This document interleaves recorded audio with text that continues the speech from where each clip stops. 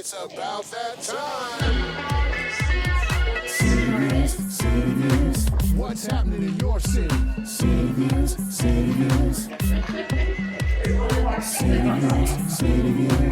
got love for your city? City Views. City Views.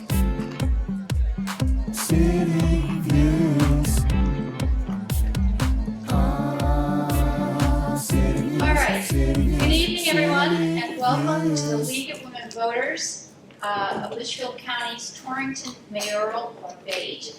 My name is Christine Corrigan, and I will be your moderator for tonight. And we are asking everybody to hold their applause until the end of the debate. And questions are going to be by card. You can be handed cards as you came in. If you'd like to ask a question, please write it down. We also have some questions that were submitted to us online because there are going to be people watching this virtually. And so we wanted to give them an opportunity to submit their questions. Those questions had to be in by Wednesday. So the format for tonight's debate is that I will call on the candidates and I will ask the candidates the same question. And they will have 2 minutes to respond, and then there is a 30-second rebuttal if they so choose to have that response. There will be no opening statements, but there will be closing statements. And Elinor Carbone, sitting over there on the far left side, she won the toss, and she will go first with the questions. So immediately to my left is Stephen Ivain. Mr. Ivain, I believe, is the Democratic candidate.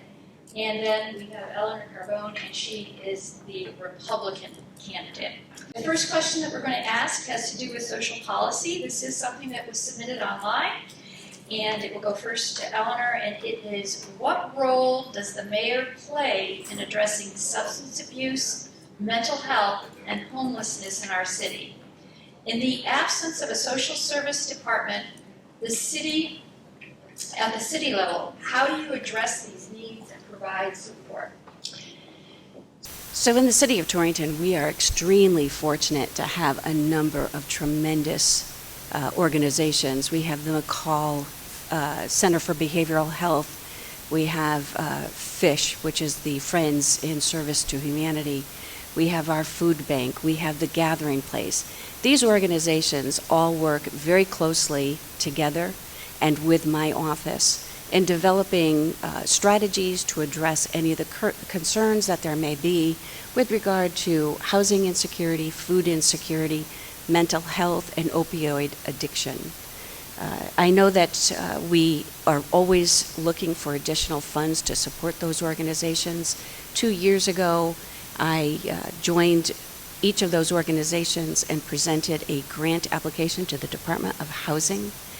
This was for a homeless diversion facilitator or social worker that would be housed in the Gathering Place office, suite of offices. We were fortunate. We did receive that first request. We came out and asked for a second request. It was $70,000 the first year. We were looking for an additional $70,000. This housing diversion facilitator would be working directly with the homeless population to help them, connect them to housing. So we're quite fortunate, quite proud of the work that we've done. I've also spent the last couple of years working with the same organizations during the pandemic, recognizing that homelessness became an excruciating concern for us, decompressing the homeless shelters, and making sure that anybody that was unhoused, sleeping out in the woods or in a field, found places to be homed in warm, safe environment. Proud of the work that I did there, connected them with the owner of the former St. Mary's School, and created that wintertime sheltering. Thank you. Mr. Ivain, the same question to you. It wasn't enough that we had people left out in the cold last year. There was no plan to take care of anybody. We were lucky or fortunate to have the best support services from our nonprofits across the city. They pulled together to make it happen. We had United Way step up to help house people that would have otherwise been left outside at St. Mary's School. We should be organized. We need to stabilize these people's lives. It is not a problem we can wish away and hope that they weren't in front of us, but they are. They are our citizens. We have to take care of them like their family. We have a drug addiction problem that's nationwide. It is not specific to Torrington. To expect that they were just going to go away somewhere else is not good enough. We need to take care of them here. We have about 100 homeless kids in our school system. We need to address that. We need to stabilize their lives. I volunteered in homeless shelters in Hartford when I worked there. There was a lot to learn. They had steps. So there's immediately, you could get into the homeless shelter to stay overnight. But otherwise, there was a progress they had to follow to have more permanent housing. It was a lot of schooling, training, job preparation to stabilize their lives, and it was good for children. So we need to focus on doing more than just emergency care for our homeless citizens that we see locally. We need to care for them like their family members. Thank you. Thank you. Okay, the second question, again, this comes from an online submission, and this will go first to Mr. Ivain. How do we be more supportive of our expanding population of ethnic minorities in business and in education opportunity? Great. There are grants available that we should be taking advantage of that will target those individuals across our cities that would like to start a new business. So I believe there's a lot of opportunities out there that we are not taking advantage of. So we should be listening to those ideas, helping them, working with them. I believe there's training that we should be also participating in that we could take advantage of to connect these populations with the right training to open restaurants and businesses. So there's a lot we could do on that front. We have pathways programs also that will team up with local businesses that will get younger people, young adults, and all adults in training programs, give them those job skills to not only be great employees, but also to start their own businesses and come up with those ideas. So we would love to do that. And so we should be taking advantage of those programs now. So, but it's a matter of organizing to apply for these grants. It's a matter of organizing once you land these grants to make sure that they're applied properly. Thank you. Thank you. And Eleanor, the same question to you.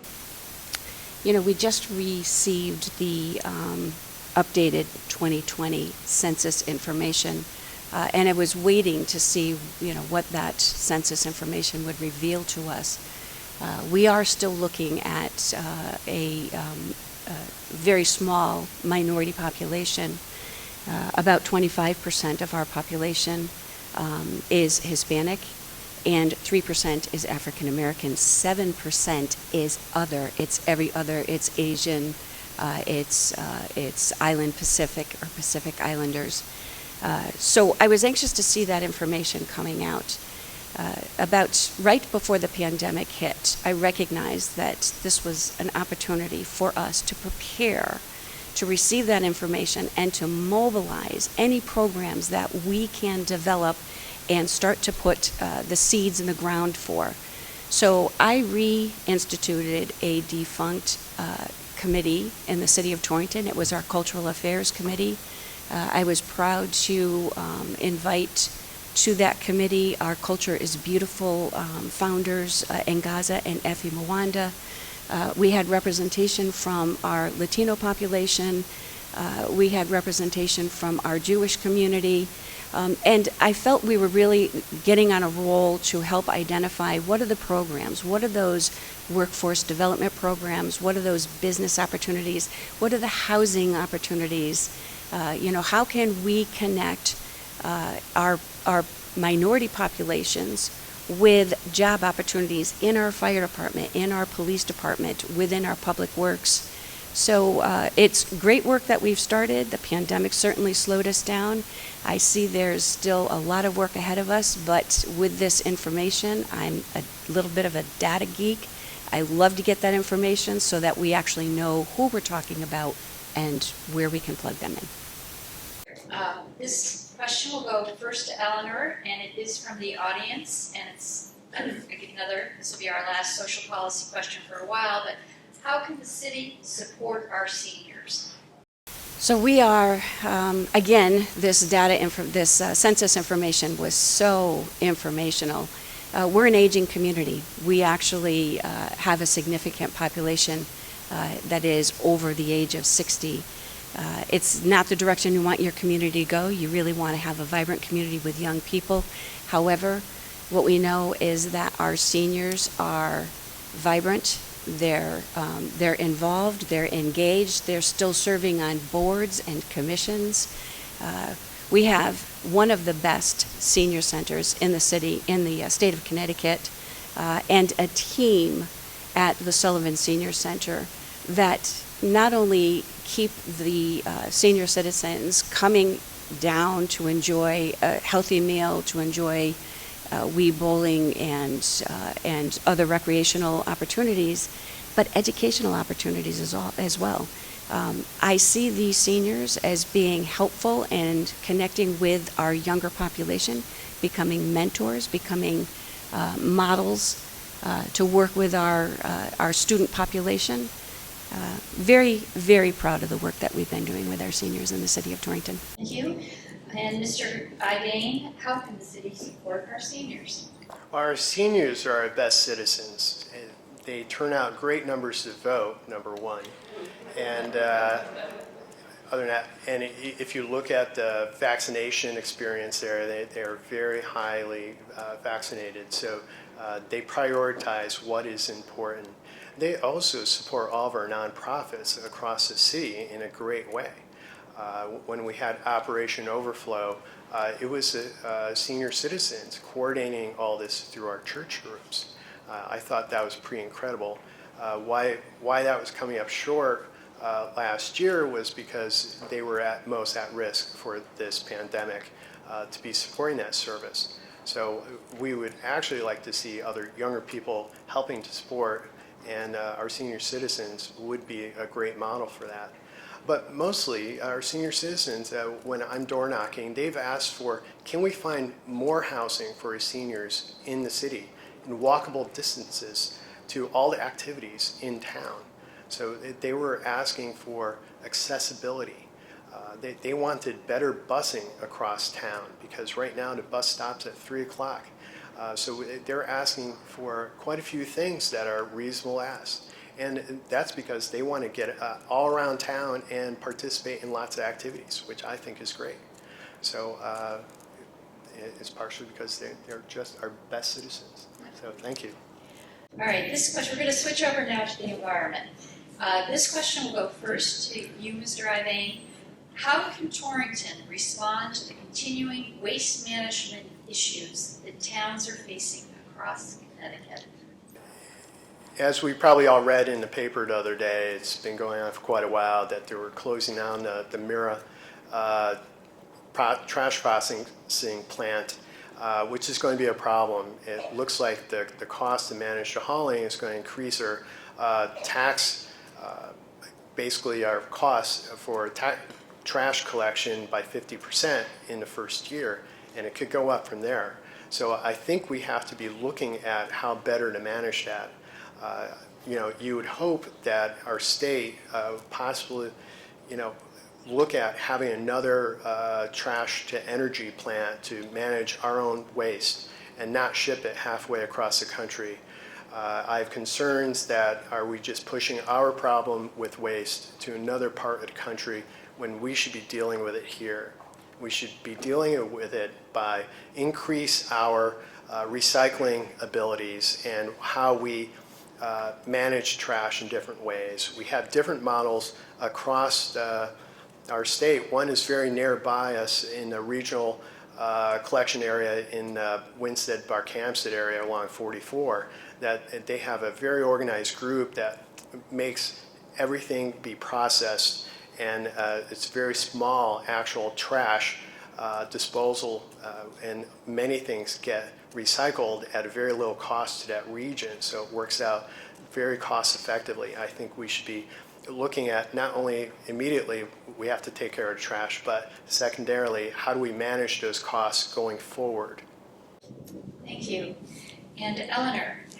This is a problem that has been on our radar for a couple of years. I am serving as a member of the Connecticut Coalition for Sustainable Materials Management with Commissioner Dykes of the Department of Energy and Environmental Protection. Some of the ways that we're looking at reducing our solid waste include looking at the solid waste diversion programs, making sure that glass waste is being separated and disposed of properly. Excuse me. Looking at food scraps and organics collection, making sure that those are being sent to an area or a landfill where they can be composted.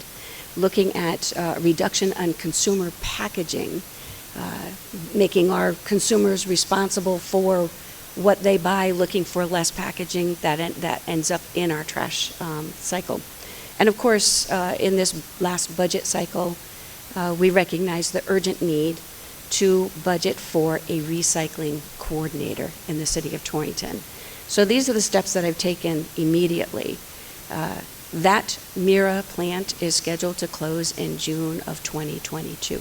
This is not something that we can put off any longer. There will have to be some very significant decisions with regard to contracting for the continued disposal of solid waste, but it has to be looked at holistically, including all of those other ways to dispose and separate compostable materials that can be recycled. Thank you. Mr. Ivain, any rebuttal? I've been asking you guys if you want to have a rebuttal. No rebuttal on that one. No rebuttal? Okay. Thank you. All right, this question goes first to Eleanor, again on the environment. What is your strategy for brownfield properties such as Torrington Company Standard Plant? How will cleanup be financed? Will it be the owner's responsibility? And what would the future uses be for these properties? So I have a quick story. Brownfields has actually become quite a strength for me. Brownfield remediation, I should say, is a strength for me. I was elected in 2013. I took office on December 5th. On December 7th, I received a letter from EPA asking me to return a revolving loan fund grant that was awarded to the prior administration. They felt that there just was not enough time for a new administration to put that money to work in establishing some cleanup area and partner. So I immediately contacted them and said that I at least needed to try. I assembled a team that included LEPs, included our Naugatuck Valley COG that had been doing quite a bit of brownfield remediation work. We were in line to receive property on Franklin Street. I went to the council. I suggested we take that property. We borrow against ourselves on the revolving loan fund. We clean up that property as much as we could. We were doing it backwards. We were cleaning up as much as we could to utilize as much of the $1 million as we could. It was such a success story that I was then invited out to the EPA conference in Chicago in 2014 to explain to other municipalities who were struggling with the same dilemma on how to use those revolving loan funds. Since that time, I have become quite good friends with our regulatory agencies at the Department of Energy and Environmental Protection. I'm on a speed dial with our Department of Economic and Community Development, where brownfield remediation grants are offered. We have received $2.4 million for remediation funding, with another $2 million pending, which we can use at that standard plant, and I see him out of time. Thank you. Mr. Ivain, the same question to you. I believe there's shared responsibilities. It's not all the responsibility of the former owners. You find out a lot of these plants were basically a problem after the flood of 55 that we saw on Franklin Street. So just back then, we didn't manage the toxic waste as we would today. So now we have to go back and review these properties, but I would do a different approach. Yes, grants are available, that is nice, but we should go back and review what properties can we put back into use. We have some great manufacturing buildings. Can we put them back to use? Well, what we should be looking at is let's collect and size up how much that would be, what is the scope of those projects, make our case to our state and federal representatives that by taking care of this remediation, we can make a great case for putting these back on the tax rolls, putting them back to use. Very few owners will undertake purchasing these properties with this liability that they can't even measure. So we need to partner with them to help eradicate this. Let's put these buildings back to use and back on the tax rolls, and it would be a big win for our city. Okay, any rebuttal? No. All right. This is a question that comes from our audience, actually from a student in the audience, it says. This is going to go first to Elinor. Recently, due to the COVID-19 crisis, students' mental health has been declining. As a student myself, how will you work with the Board of Education to ensure the best well-being for our future? It's a great question, and I'm glad that there are students here to ask such important questions. So through the municipal share, the municipality share of the American Rescue Plan, we identified programs that the Board of Education was attempting to bring into their operating budget.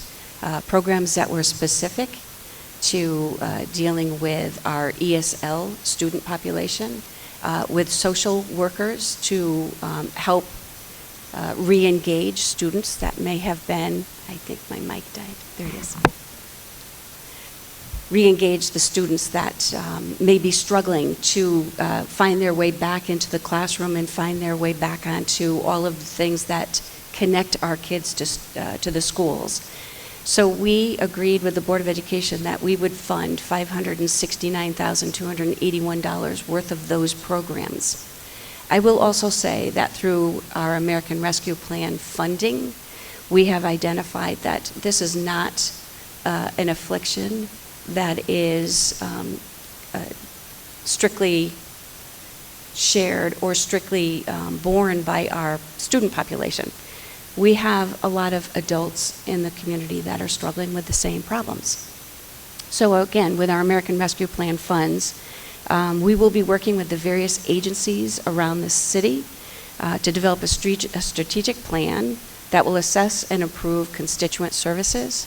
Our plan is to provide a feasibility study to identify where are the gaps in services, where are there overlaps in services, where can we find efficiencies and economies, and how will we develop action items out of that study so that we can move forward to help provide the resources that our public needs. Mr. Ivain, same question to you. Thank you.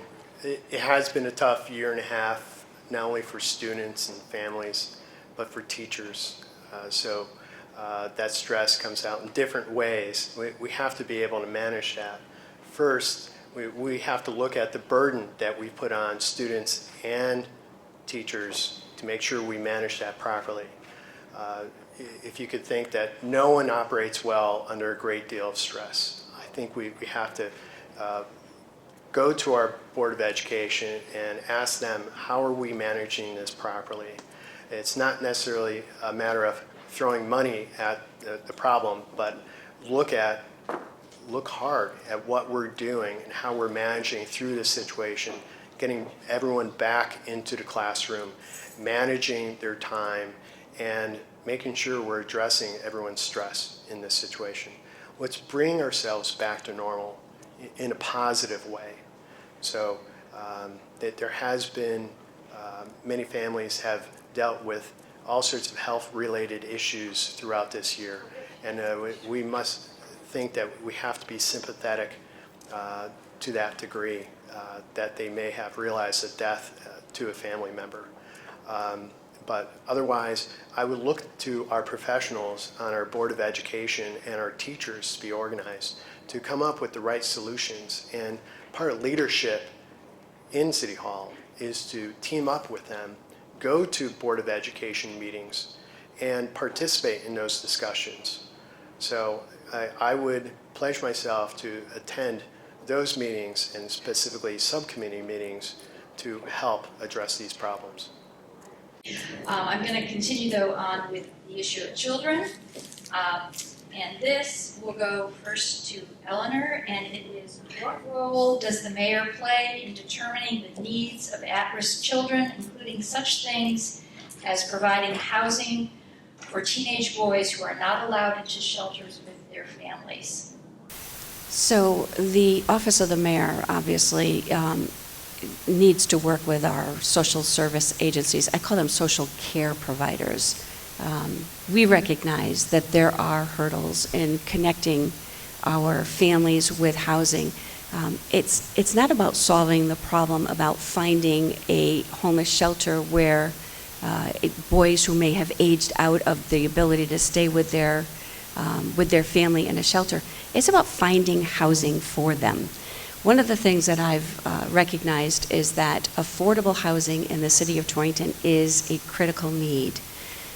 Part of my strategy in developing healthy housing includes turning many of the formerly blighted and contaminated properties into potential housing so that we can make it easier to connect these families to housing.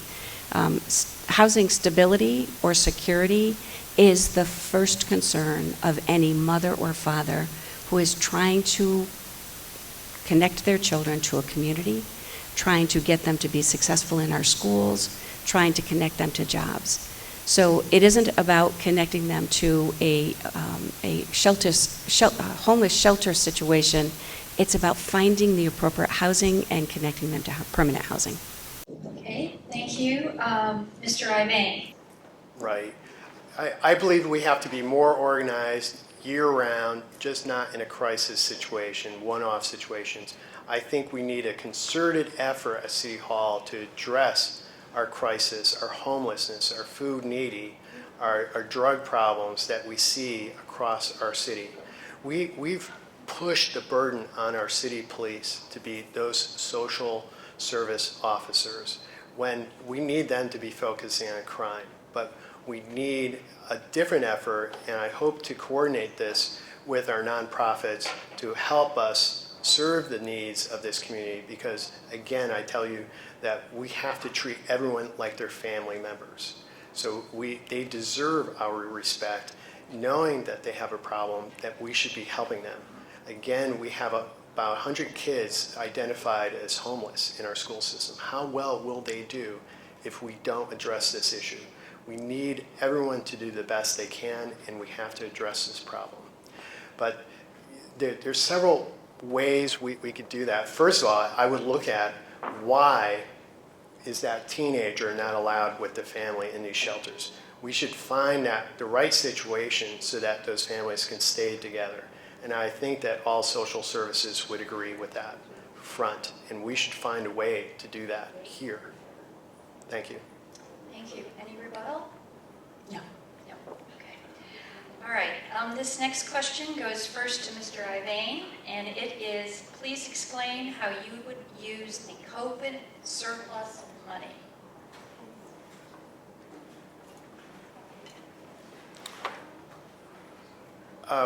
Well, we have several fronts. Well, are we talking about the relief funds? It's a question from the audience. I'm not sure. I don't know enough about what's going on. Okay. Well, if it's the 10 million of the federal relief funds that we have on that front from the federal government, we're getting 5 million this year, 5 million next year. We should be looking at how best to apply that. Where would that be best served?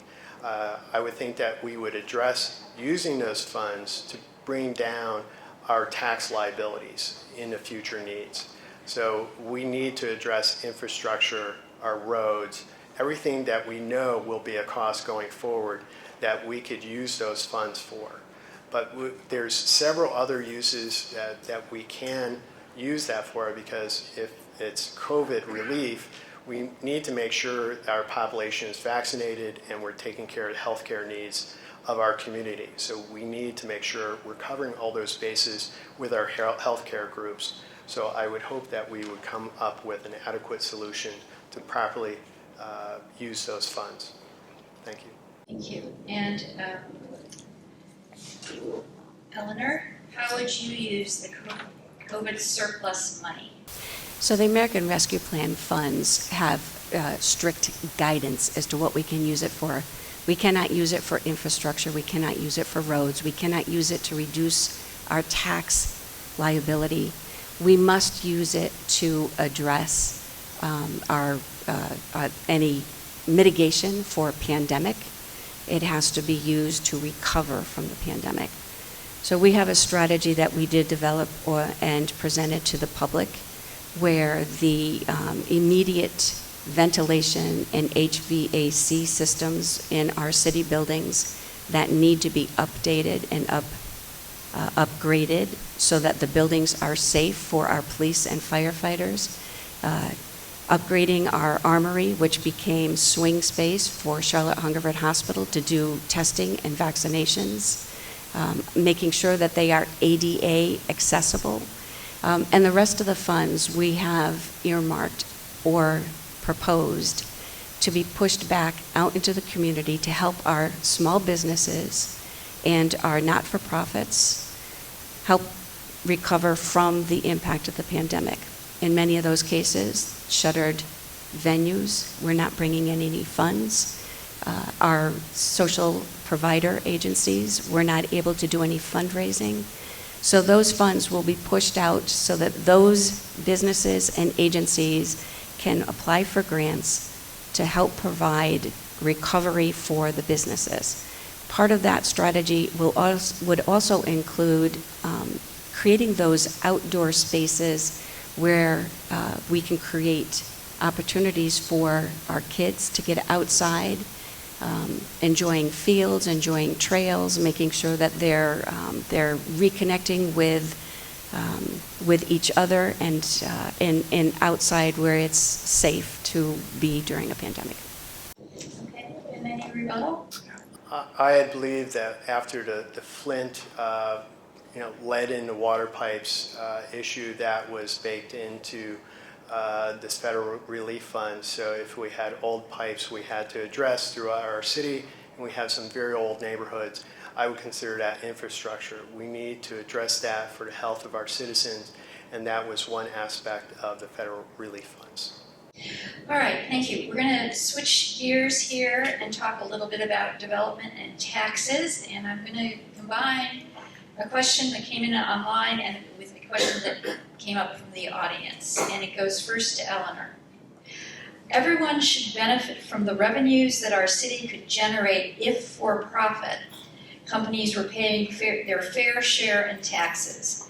But with the multiple large-scale apartment developments that are identified as market rate receiving tax abatements, how does that benefit Torrington? And then the second part of that question, would you change the way the city provides incentives to developers? Okay, so first, large-scale housing development.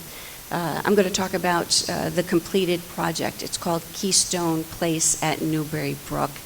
This is senior housing where it's independent living, skilled care, and assisted living. When the project was proposed prior to the Great Recession of 2008, there were plenty of funds. They had a great plan. After the downturn, the economic downturn, that plan had to fall the wayside. The developer from Keystone came to the city of Torrington and said, what can the city provide to get this project back up on the tracks and make sure that it can be constructed? We came forward with a tax deferral, not tax abatement, it's tax deferral. There are never any tax revenues lost. However, tax deferral means that the increase and the taxes that would be generated as a result of the development are deferred for a short period of time. That project has been completed. It is now one of our top 10 taxpayers, and it employs 70 individuals. Those tax deferral programs work. Penrose on Franklin is another example. When we talked a little bit earlier about senior citizens saying that they'd like to be in a location where it's more walkable, that maybe they're on a bus route, that they don't need to rely on their own cars. The development of that housing project fits right in with that need that we've identified.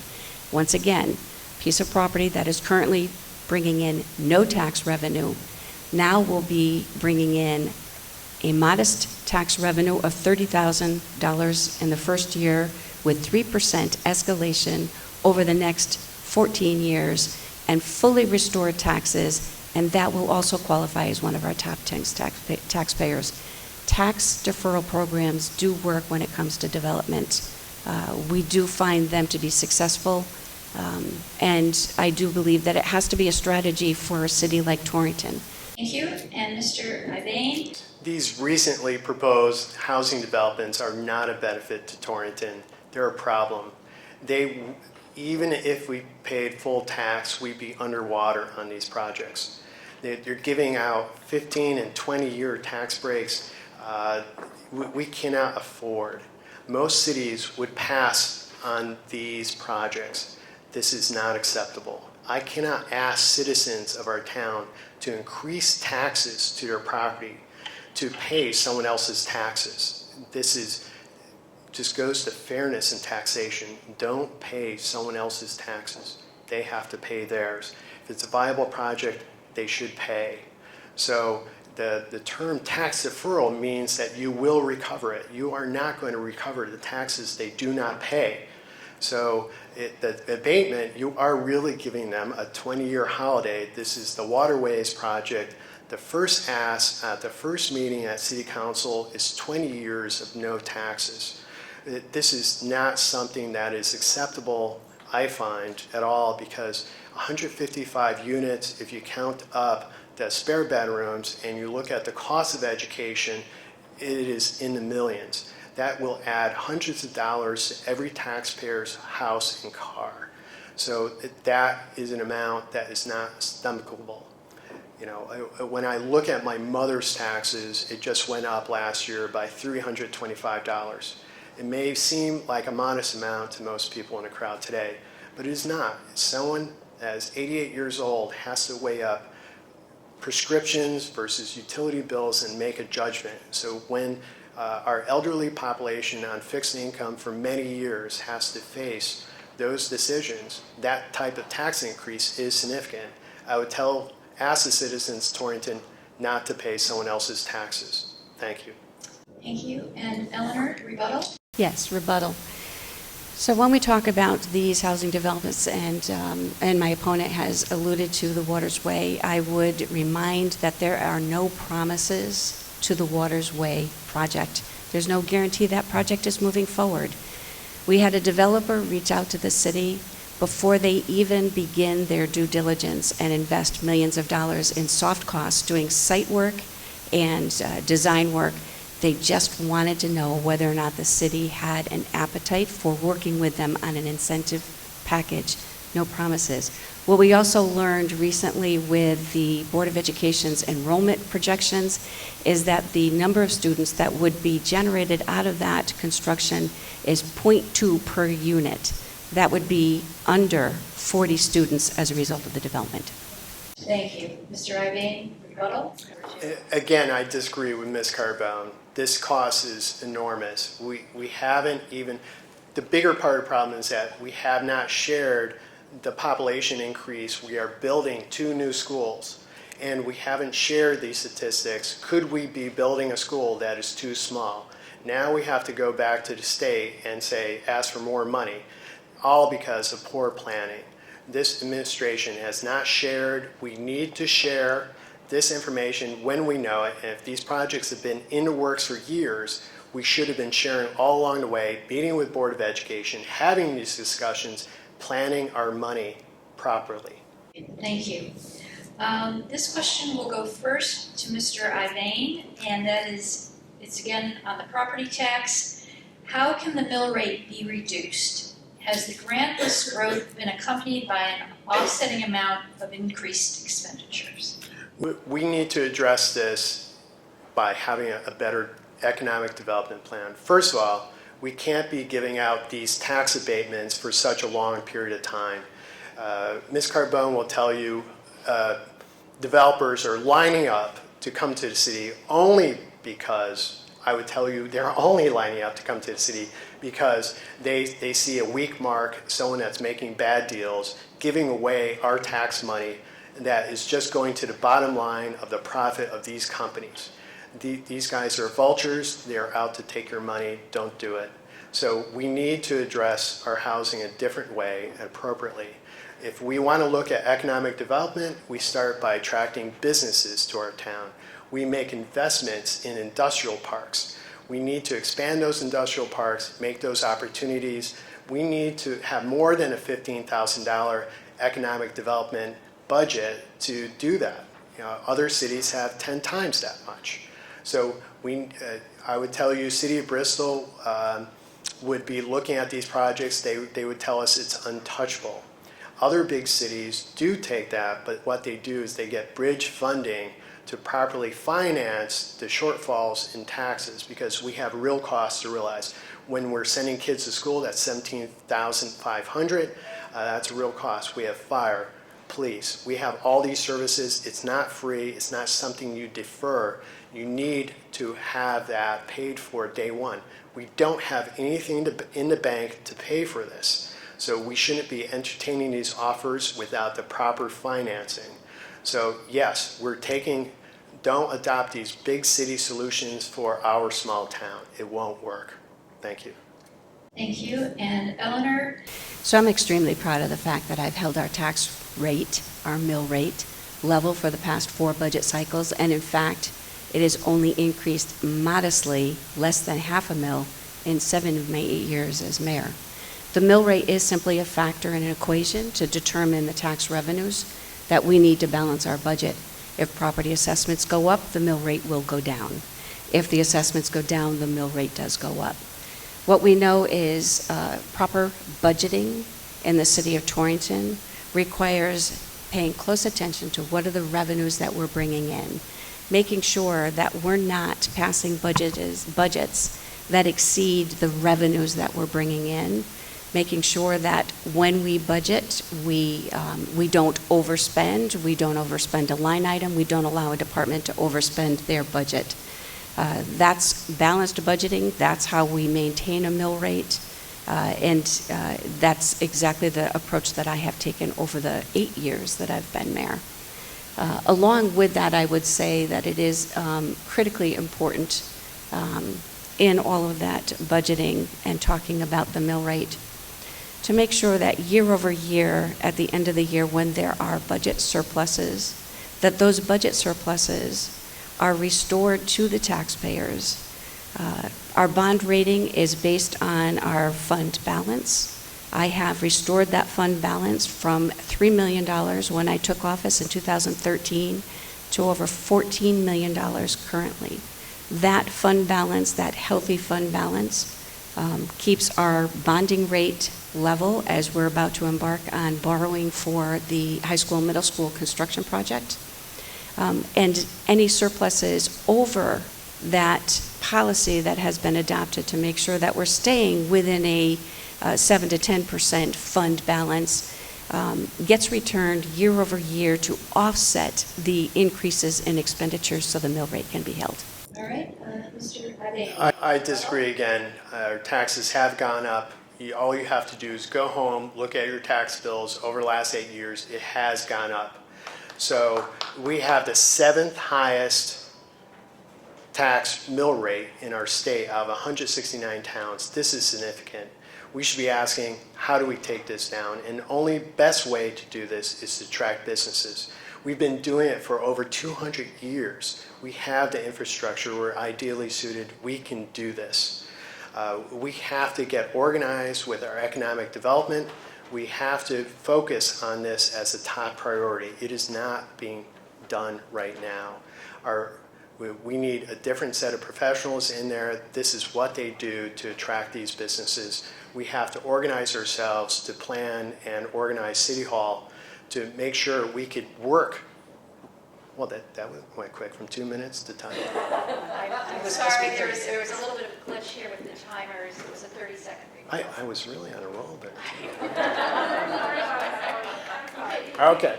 If you'd like to conclude, okay? Okay, in conclusion, there's a lot we need to do. We have released my economic development plan onto my website, electsteveivain.com. People could go out there and look at it. So it's a 10-point plan. So there's a lot of bases we have to hit to make sure we address this properly. Thank you. Elinor, would you like to rebuttal? Yes, please. So as Mr. Ivain has pointed out, we are the 7th highest mill rate in the state. We're also a very affordable community. We have great small homes that are very affordable for families to move into. With a low assessment on those homes, you will have a higher mill rate.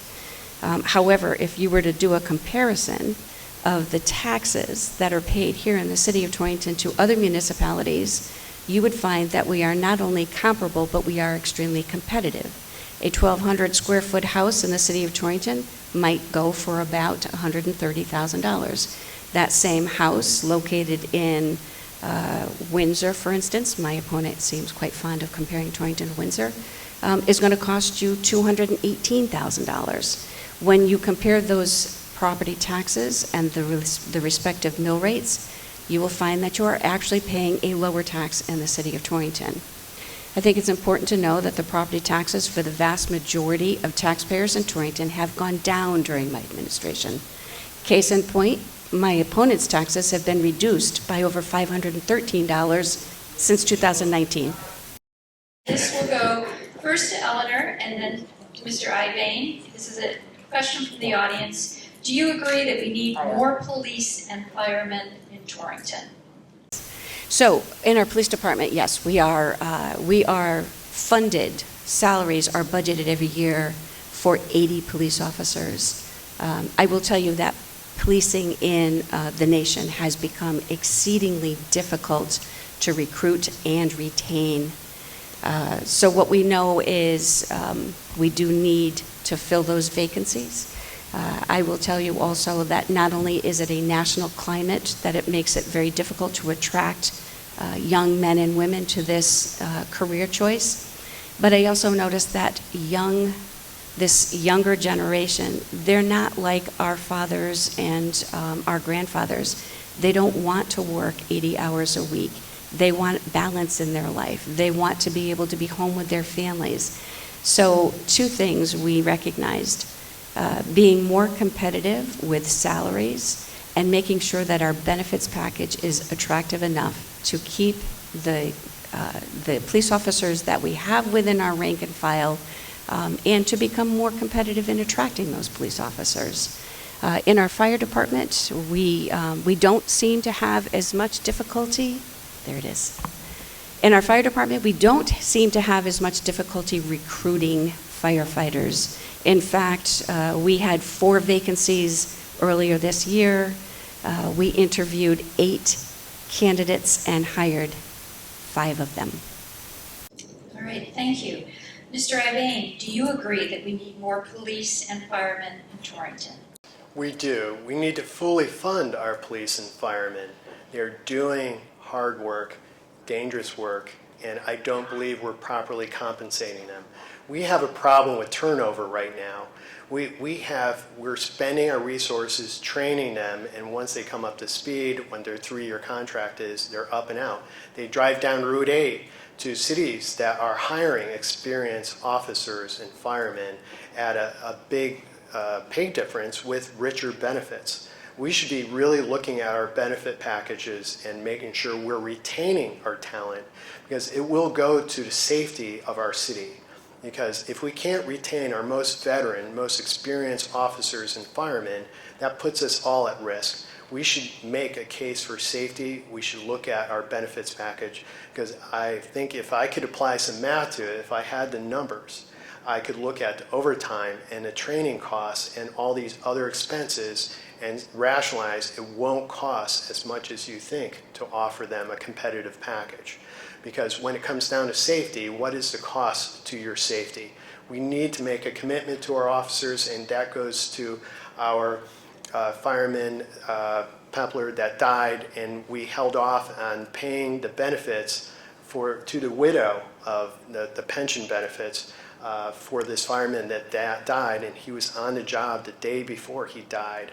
So this goes to our morale. So we need to make sure we're doing right by our officers and firemen and all of our city employees in this respect. So they have my support. Thank you. So just as a point of clarification, when the city of Torrington hires a police officer and trains that police officer, if that police officer leaves within the first 3 years after training, the city of Torrington receives full compensation from the department to where that police officer has moved. Number one, I just want to make sure that everybody has a clear understanding of that. The second point that I wanted to make is I do look at those numbers. I live and breathe our city budget, and our overtime costs in that department have not gone up in several years. I would say we don't want our officers working 80 hours a week. That is not a good expectation. We want them at their best, rested. We need them at home with their families. We need them coaching ball teams. We need them to be out in our community in different ways. Yes, we should approve what they're doing on a job, but we need them at their best. And we have such a shortage on both forces, we should be concerned with the amount of overtime that we're saying. The fact that it hasn't increased is because they've been doing this for a long time. It's not going away. We need to address this. Thank you. Thank you. All right, this next question is still on the issue of safety, and it goes first to Mr. Ivain. When the north end sidewalk was completed, sidewalks on one side were eliminated. Since this is a designated walking area for students, how will you address the safety issue for children? I don't like it. I would prefer we had better sidewalks. They were cheaply done. We have sidewalks on one side. I know it's engineered approved, but we've had a lot of problems with all these designs. The residents are not happy with this area. We're expecting kids to walk farther to school. So it's not only the north end, but other parts of town. So as we build the middle school, high school, I'm looking at, we don't have the proper crosswalks. We don't have sidewalks. If you go to the top of Charles Street, there are no sidewalks at the upper part of that. So I'm concerned for the safety. If we're expecting children to walk to these schools, we should make sure we build them properly. So I need to readdress all these things, make sure we're doing things of high quality that will last a long time, because it's our city assets. If we make them cheaply, it looks like these sidewalks on the north end are done cheaply. I don't believe they're going to last for very long. I think that's throwing away good money. When a resident called City Hall, they were told that we ran out of money. Sorry, that's what you get. That's not good enough. It's not good enough for our citizens. City Hall should have been meeting with these residents to address their concerns, coming up with a better solution. They did not. We should do that. I should always be open. I need to hear from our citizens. We cannot make decisions in a vacuum like this administration. We need to act better. We need to reflect on what our citizens are telling us and address all these concerns. Thank you. Thank you. Eleanor. So the design of the roads and sidewalks on the north end are consistent with the complete streets. Complete streets is a model that the state has adopted and the city of Torrington adopted many years ago. What we recognized is that sidewalks on both sides of the street were not necessary as long as there is a safe place, a corner, where students can or pedestrians can cross and make their way over to a sidewalk. Those sidewalks are also built on the side of the road where there is more sunshine. They are built with a pavement finish that promotes the fast melting of ice and snow. The design is very planful. That's not done cheaply. And I'm not sure what resident would have said that that was a message that they got from City Hall, because that is never a message that would come out of the City Hall, out of my office, or out of engineering. Those plans were designed and budgeted for and put out to bid, and they are being built in accordance with all of those design plans. It's not just the north end.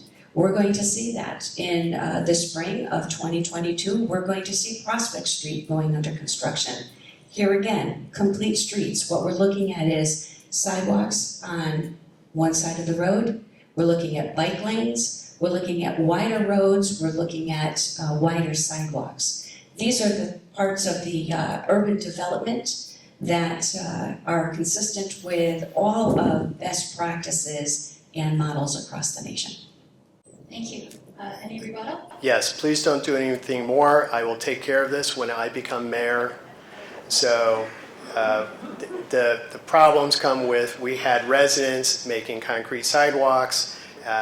They said that when they checked, they made sidewalks. They were told the rule was concrete sidewalks. It does last a very long time. This construction project basically dug up his concrete sidewalks and replaced it with asphalt. I don't think that's a good solution. You know asphalt won't last as long. Just 2 blocks away, we had neighborhoods with all concrete sidewalks, granite curbing, and these neighborhoods end up with concrete curbing. We're going to move on here a little bit, and this is about business development and the city plan, and this question will go first to Elinor. Why is it that Torrington seems less than welcoming to new business ventures, especially to those with an ethnic origin or background? What can be done to improve the city's ability to attract and support such new businesses? I'm sorry, could you repeat that question? Pardon me? Could you Again? repeat it? Yes. Okay. Why is it that Torrington seems less than welcoming to new business ventures, especially to those with an ethnic origin or background? What can be done to improve the city's ability to attract and support such new businesses? I'm not sure that I still got the whole question, but let me just try to take a stab at this. So the city of Torrington is extremely welcoming to all businesses. My approach to working with a new business or a developer is that the city of Torrington City Hall Mayor's office is the first stop. I invite these business people, developers into my office. I assemble the team of departments that are all instrumental in helping identify any hurdles or any struggles that the business may encounter in trying to bring their retail or restaurant or development project to fruition. Case in point, Bad Dog Brewery. I met with Matt Tack. He came to my office and he said, we're just thinking about bringing a brewery to the city of Torrington. We're starting to look at pieces of property. We just want to know what is the process and how does this work.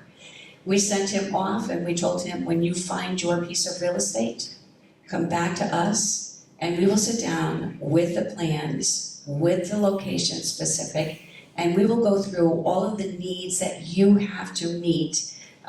Whether it is a fire code, a building code, whether there are water treatment, the WPCA needs to weigh in on it. So that has always been my approach. I feel that we are extremely welcoming to those businesses. And I would only add that throughout this entire process, the discussions that we have are designed to help that business owner identify the unique location that they may be moving.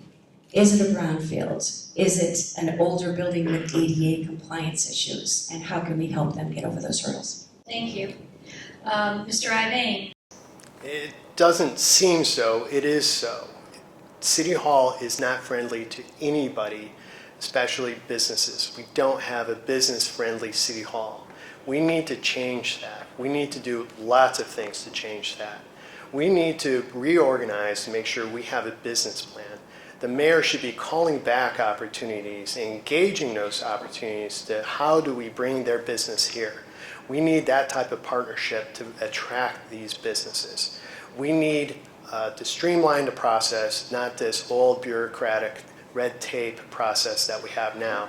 We need to put a project plan on the table. We need to provide a checklist of what the deliverables are, how long it's going to take. We need to have a presentation to all the players at the table at a weekly meeting and make sure we vet that right away so that we could all go back to work and come back in a timely fashion to basically critique the project plan that they have. Right now, you would need to hire a lawyer and developer to get anything through City Hall. That is not acceptable. And it's costly. If you go back out and ask any business owner that had experience at City Hall, it is not a positive experience. We have to change that to attract businesses to our town.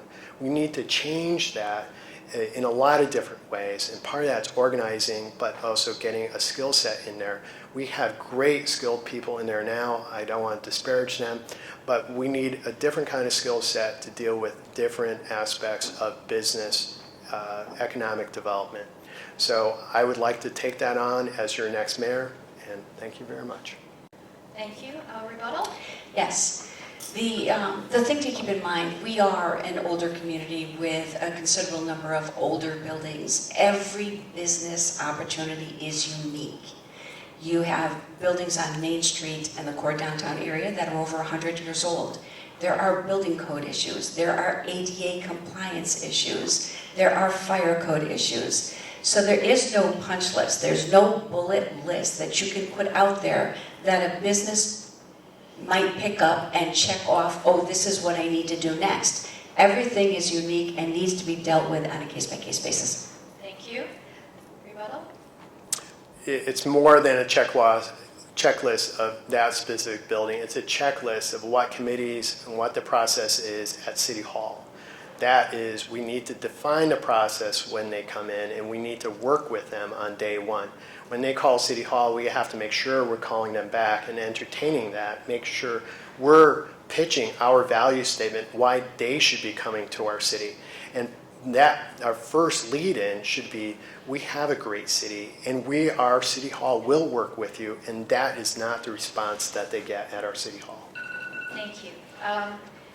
So this next question goes first to Mr. Ivain, and it is, Torrington has a large community of artists working to improve downtown and the Yukon campus, or Golden Yukon campus. If elected, what will you do to support the hardworking arts and cultural leaders and businesses? Well, we have a great development. We were here just a few weeks ago on a Northwest Economic Summit and speaking with the arts leaders there. Their idea of creating a downtown cultural district is the first lead-in of many. So the idea there is to designate an area downtown that's a cultural district, and then what they want to talk to is when we talk to Steph Burr of the Northwest Connecticut Arts Council, is she looks at commissions as infrastructure. It's the people that are the infrastructure. They will be applying for grants. They are organizing to see what we could do to attract arts community and fill our empty shops in downtown and make that a viable activity and endeavor. That means commerce. That means economic growth for our city. So there's a lot of things we could do on that front, but mostly once you're organized that way, we could attract grants that will revitalize our downtown and take on much long-needed projects. So that's one of many things our arts community can do.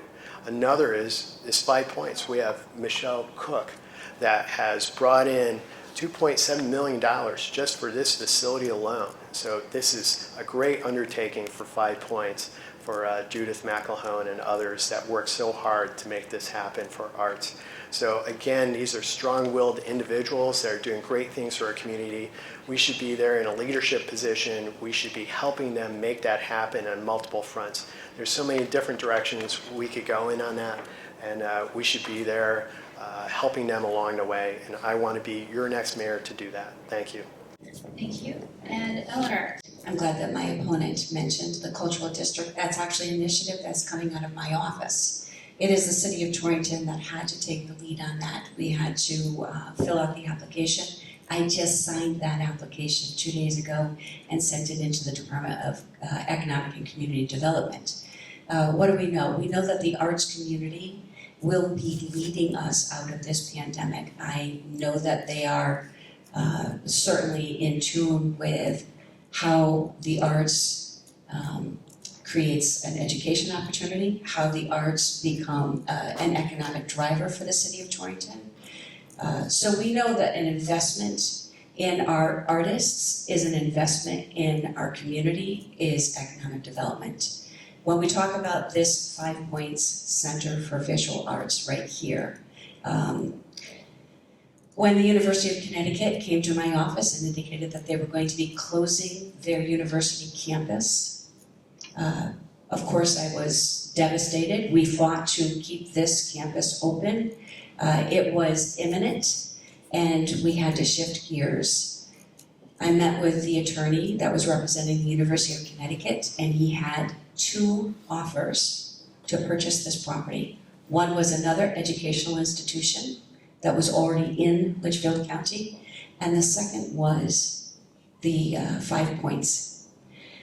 When asked which one I thought we would prefer to see happen, my response was 5 Points Gallery should see this. What we know is that the vision for what can happen here will be a game changer for the city of Torrington.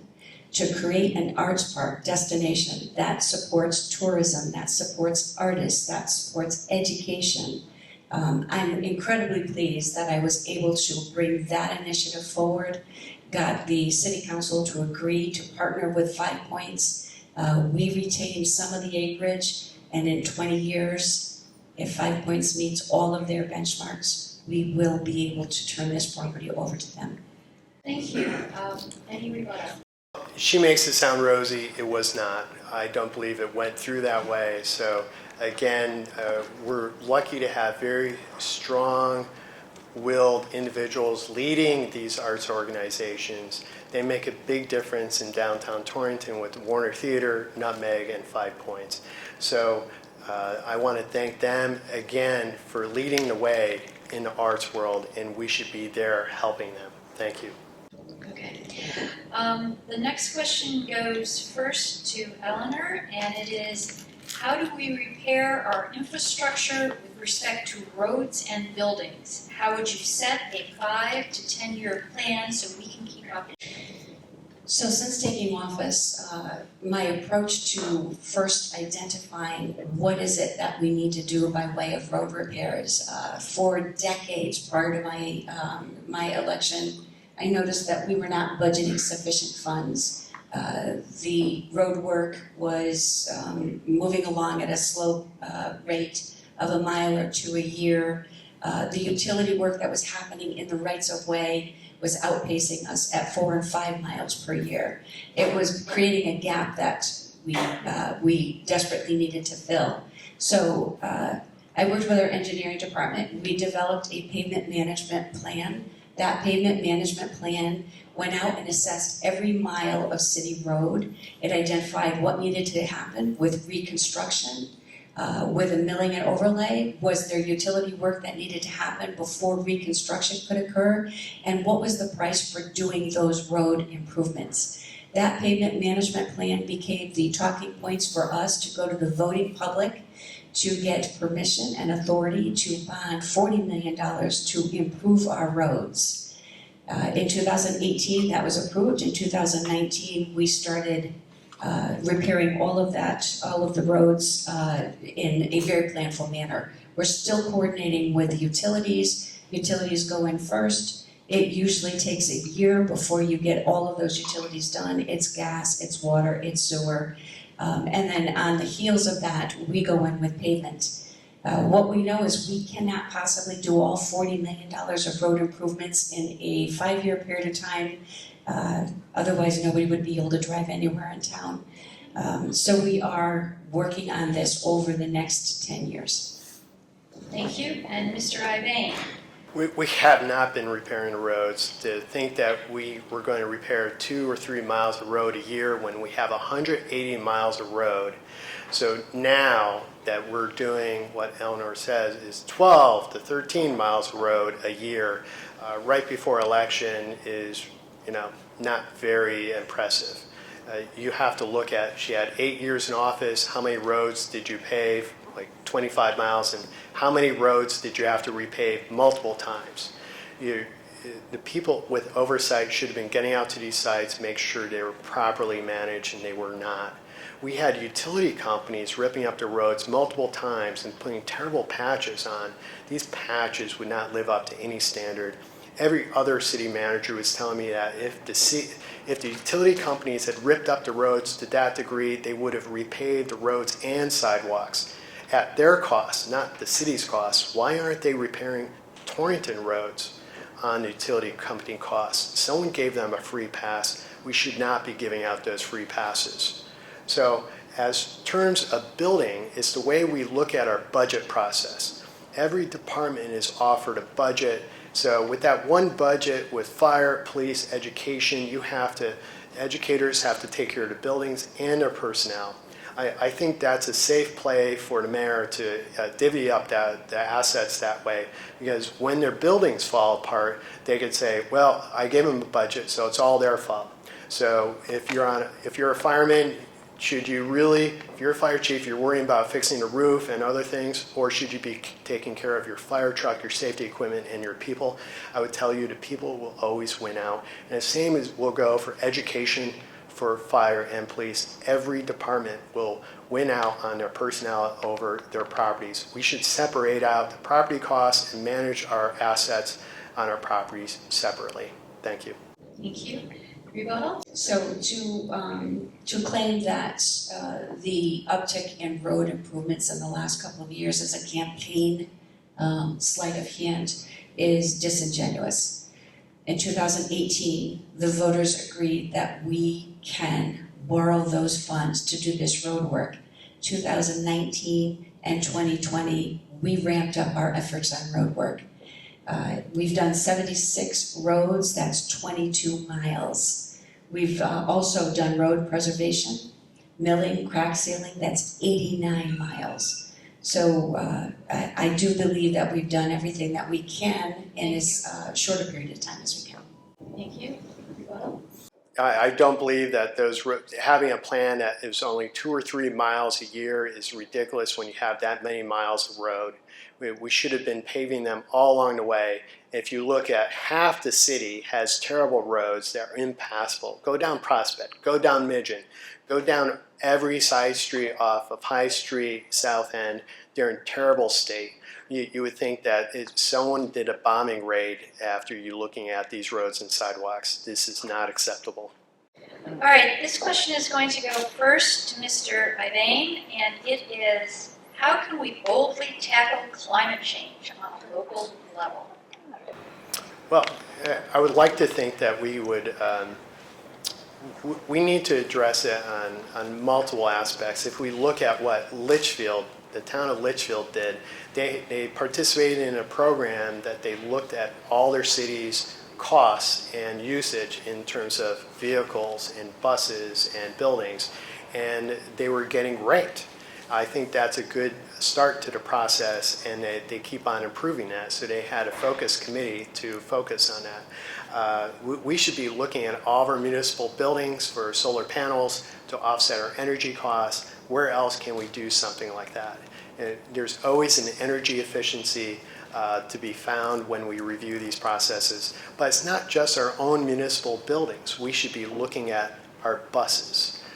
We should be looking at every flat roof building in downtown Torrington.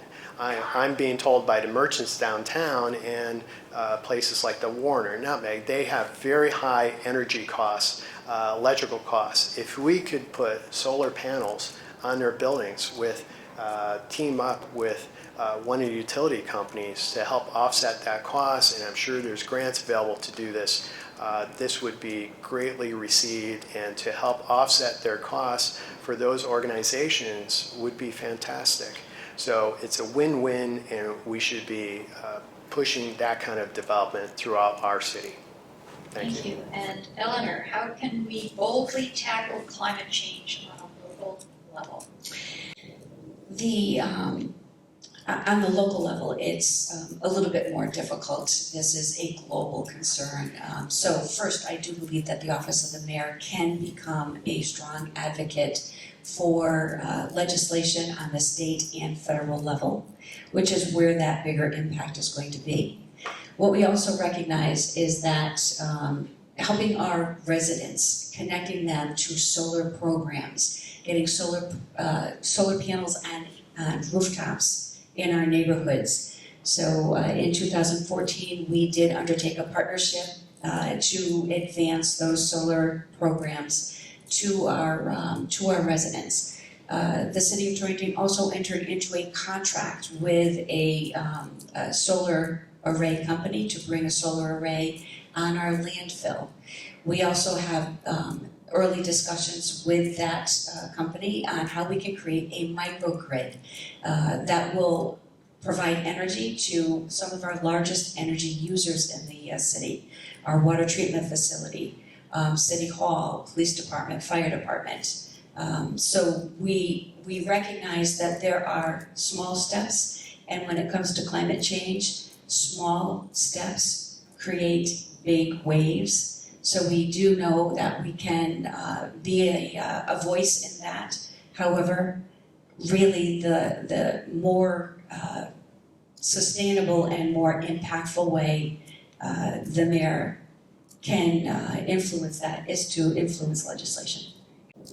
All right, this is going to be a follow-on question, and it just came up from the audience. And let's see, I did Mr. Ivain first, so Elinor, this is going to be first to you. And it is, why not get electric vehicles for our city fleet of vehicles? When you're asking that question of the person that has an electric vehicle. So with the fleet of vehicles that the city has, there has to be, obviously our trucks, our plows, our police cars, our fire apparatus could not possibly operate on electricity. We have worked very hard to reduce the pool of vehicles for department heads, eliminating many of those vehicles. We do recognize that there are opportunities to continue to move towards that spectrum of providing a more sustainable, cheaper mode of transportation. But we also recognize that electric vehicles don't go quite as far or quite as fast throughout the city. We have undertaken initiatives, including a charging station at City Hall. We are looking into adding additional charging stations to encourage our general population to invest in low emissions vehicles. And I think that those are the little steps that we can take. All right, Mr. Ivain? We can. It's a great idea. Every car company will be coming out with their version of electric cars and trucks. So Ford is showcasing their pickup trucks right now. So they're going to be a game changer. So we should expect many vehicles, if not all vehicles, to go to electric route. So the fossil fuel burning vehicles will be a dinosaur. So I must be competing with Ms. Carbone for that electric charging station at City Hall, because I'm always disappointed when I see someone else parking there at that one charging station. But it really means that we not only have to get the vehicles, but we have to allow for the infrastructure. We need more charging stations and more places in our parking lots and different areas to make sure everyone can charge up, that your fleet is being charged. So we have to make accommodations for that. So it is not as simple as buying a new vehicle. It's about how we use the vehicles and how do we manage all those aspects of it. Thank you. Okay. I'm going to end with questions that are near and dear to the league's heart. And this will go first to Mr. Ivain. And I'm going to do two of them. I'm going to kind of combine them. What can we do to get more people involved in town government? And from a student in the audience, as a student, I sometimes feel unrepresented in our community. What can we do to change it? We can do a lot. I'm closing on knocking on 4,000 doors on this campaign. I would tell you, talking with people, they feel energized just by having a discussion, by having someone come to their door and talking about these issues. I think it's great. What we need is their participation at all of our meetings throughout the city. I don't think all of our meetings are necessarily friendly or offer a good dialogue. We need to change that. Maybe we have a different kind of meeting, city hall, town hall meeting style, so that residents can come in and have that discussion. And I think people would like to embrace that.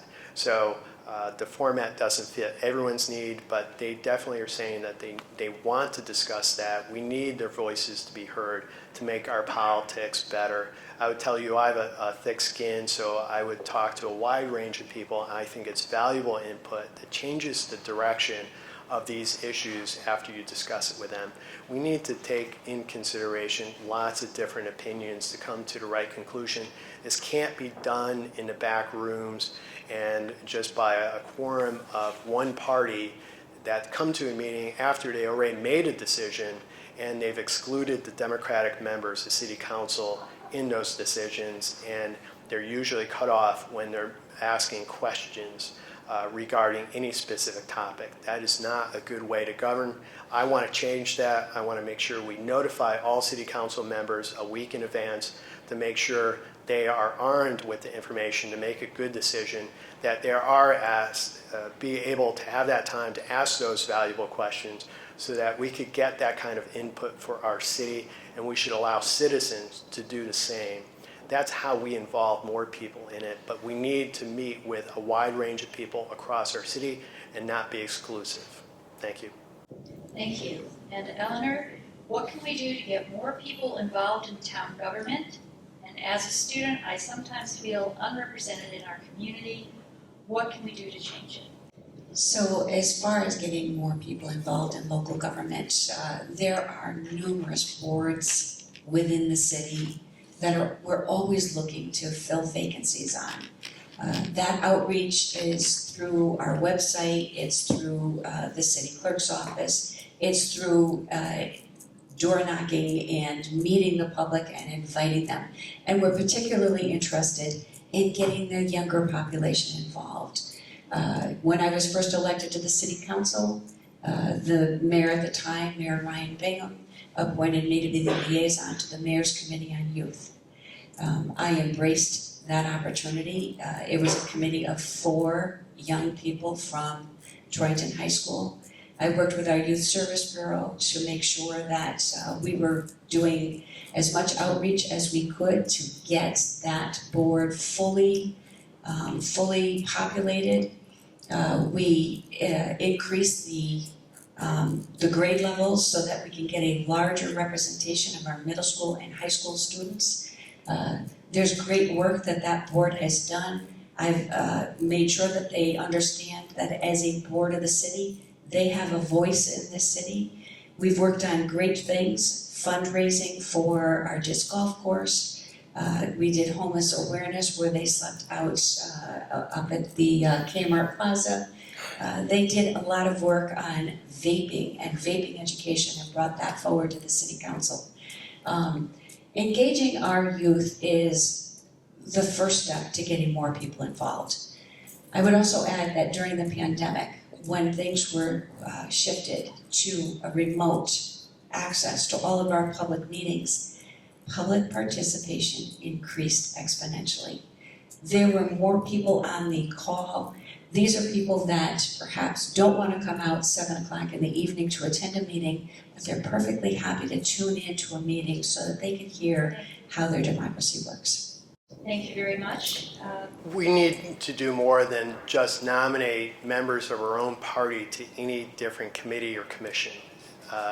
You are sidestepping, you are excluding a big part of our population when you do that. We need to act differently across the board. We need to look at people as valuable in terms of their skill set and their input, and accept input from many different voices. I also want to say we have Bailey Hona in the audience, and she's our young Democrat. She is on my campaign election committee. She's my social media coordinator, so she's doing a great job. So just to the comment about appointing any one party, there is a statutory obligation, a statutory requirement that any board representation must be split. There must be minority representation on every single board in the city of Torrington. So it's disingenuous to imply that there is anything less than the following of the state statutes in my appointment of board members. Thank you. We will move to closing statements now, and would you like to go first or last? No, I'll let Elinor go first. Okay. Elinor, your closing statement? So for the past 8 years, I've had the distinct honor of serving my hometown as mayor. I've made it my mission to put into action the various plans and studies that have been developed over the years through a public participation process. These plans are the roadmaps to creating the type of community that our residents envision. Focusing on this work has resulted in improvements to our city and school buildings, upgrading critical infrastructure, supporting and growing our business base, investing in community amenities, and keeping our taxes stable. Economic development and budget oversight are the primary roles of the mayor. In my administration, economic development starts in the mayor's office, where all departments are assembled to meet with potential developers, property owners, and business owners. This approach has resulted in over $100 million in new development, with additional projects already in early planning stages. Economic development is more than marketing and recruiting businesses. It's also about protecting the values of the property in our neighborhoods. So I have been, and will continue to be, focused on addressing blighted conditions through a new ordinance and blight task force that I spearheaded. Public safety is inherently related to economic stability. Our residents will only come out to enjoy shopping, residence, theater, and museums if they feel safe, so investments in police and fire are instrumental. Equally important is responsibility for the city's budgets. My approach to budgeting has been to review all expenditure requests against available revenues, to not spend more than we take in, and to only spend what we told the taxpayers we were going to spend. This has resulted in balanced budgets with no tax rate increases to the taxpayers in over 4 years. Just as every other municipality across the nation is aware, we have yet to realize the long-term impacts of this pandemic. Workforce shortages, supply chain interruptions, housing, and food insecurity are very much on the horizon. It would be detrimental to our citizens, our businesses, and taxpayers to elect someone that has no prior municipal board, budget, or building experience. My 18 years of experience in city government, serving on the Board of Education, City Council, and Mayor stands in stark contrast to the lack of experience of my opponent. Mr. Ivain. I would like to thank the League of Women Voters for moderating tonight. I want to thank 5 Points for hosting this debate. I want to thank Mrs. Carbone for accepting my invitation to debate. Most of all, I want to thank each and every one of you for taking the time to learn how my vision is different from Mrs. Carbone's. My grandparents immigrated here from Europe. My grandfather worked in a local manufacturing company and bought a farm on the west side and lived the American dream. I'm honored to be mayor in this city where he lived and where I was born. I'm sad to see that we have still not recovered from the loss of Torrington manufacturing companies. I'm sad that our property taxes are amongst the highest in the state.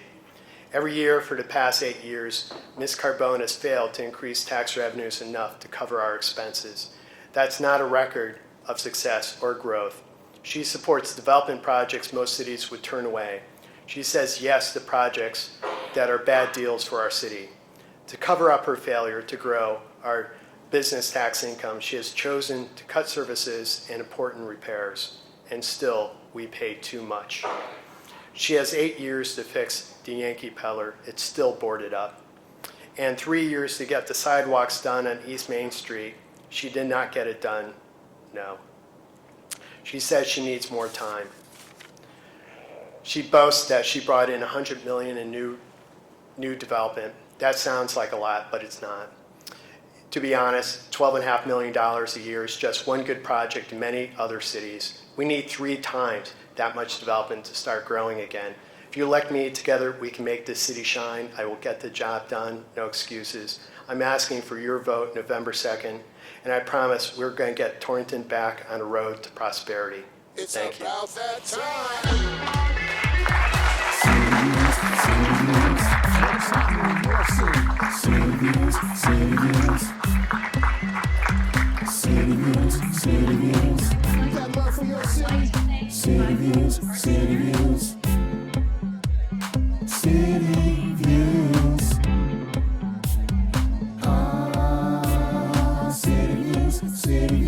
City